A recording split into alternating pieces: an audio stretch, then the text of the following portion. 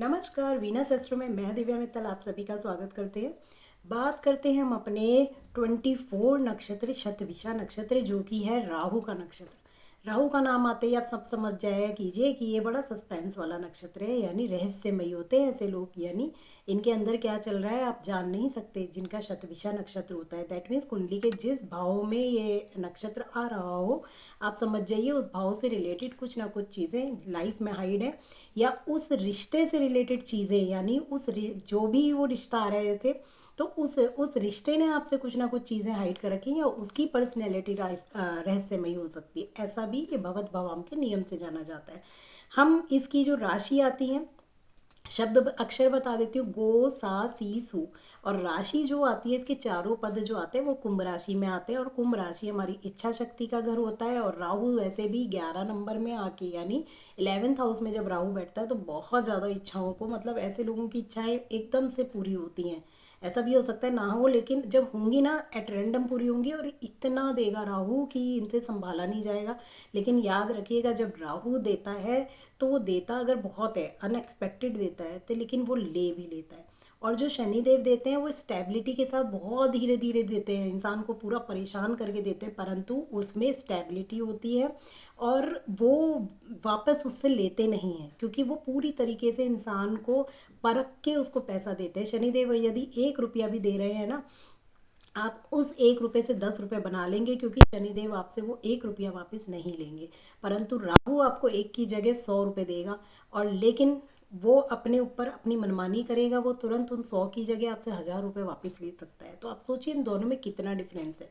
राहु क्योंकि एक इल्यूज़न है, वो सिर्फ एक इल्यूज़न सा क्रिएट करता है। जैसे हम होता है ना लॉटरी, अगर हम जीत रहे हैं या किसी चीज़ में हम जीत रहे हैं, हम तुरंत ही उसमें एकदम से अंदर से हमें आवाज़ आती है, अरे हम थोड़ा सा और लगा दें, थोड़ा सा और लगा दें। वो थोड़ा लगा लगा के ही हम पूरे लॉस में चले जाते हैं। तो वही समझ लीजिए राहु है, आपको सेटिस्फेक्शन नहीं होने देता।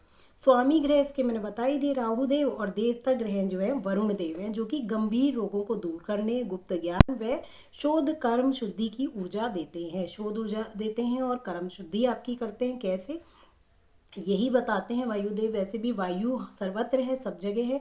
उसी तरीके से ये कहते हैं ऐसे लोग डॉक्टर भी हो सकते हैं, किसी तरीके की हीलिंग का काम कर सकते हैं।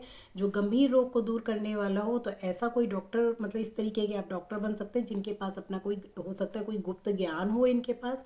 क्योंकि राहु अंदर से कुछ ऐसी चीज़ें, जब 11th हाउस में राहु बैठेगा तो 5th हाउस आपका पुनर्जन्म का ज्ञान देता है। तो यानी यहाँ 5th हाउस से पुनर्जन्म देखा जाता है। तो कुछ ऐसी विद्या होती हैं जो हम इस जन्म में नहीं सीखते, परंतु हमें अचानक वो विद्या आकर्षित अपनी तरफ करती है, और हम बहुत जल्दी उस विद्या को अर्जित कर लेते हैं और सीख जाते हैं। ऐसा आपने बहुत लोगों के साथ देखा होगा कि उसने उस सब्जेक्ट की इतनी पढ़ाई भी नहीं की, परंतु उसे नॉलेज बहुत है उस चीज़ की। तो वो नॉलेज कहाँ से आई?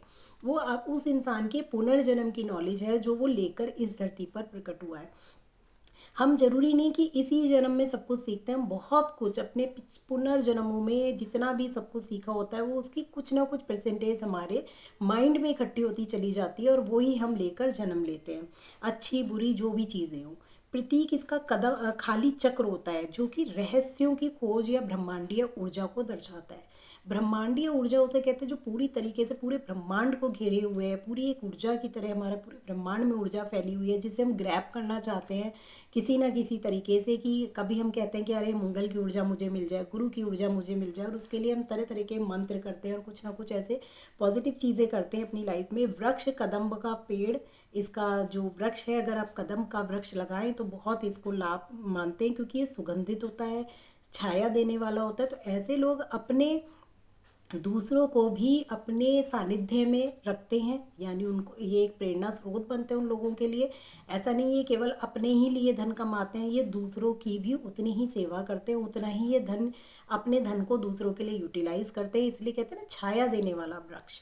तो यानी अब खुद तो वो सब कुछ पा ही रहा है, लेकिन वो दूसरों को भी छाया दे रहा है। और औषधि और आध्यात्मिक के रूप में इसे जाना जाता है। तो ऐसे लोग, मैंने पहले भी बताया है कि हो सकते हैं ये बहुत अच्छे डॉक्टर्स हो, हीलर्स हो, कुछ भी हो इनके अंदर ये होगा। पशु योनि जो आती है वो घोड़ी आती है, यानी यहाँ पर शक्ति का प्रतीक माना गया है कि बहुत शक्तिशाली होते हैं ऐसे लोग। पक्षी मोर है इनका भी, और गण राक्षस है।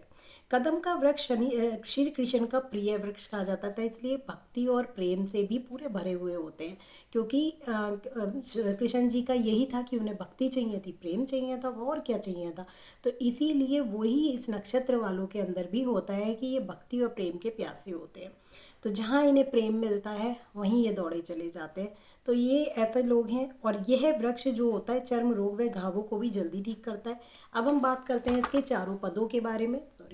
चारों पद, पहला पद जो आता है वो धनु नमाज में आता है, जो कि गुरु का है। तो ऐसे लोग बहुत भक्ति की तरफ बढ़ते हैं, आध्यात्मिक होते हैं, आशावादी होते हैं, और बहुत अच्छे वक्ता भी होते हैं, ये ज्ञान की बातें करेंगे। दूसरा आता है मकर नमाज में, जो कि शनि का है। ऐसे लोग व्यवहारिक होते हैं, मेहनती होते हैं, महत्वाकांक्षी भी होते हैं, और समाज के प्रति जिम्मेदारी भी अपनी समझते और निभाते भी हैं।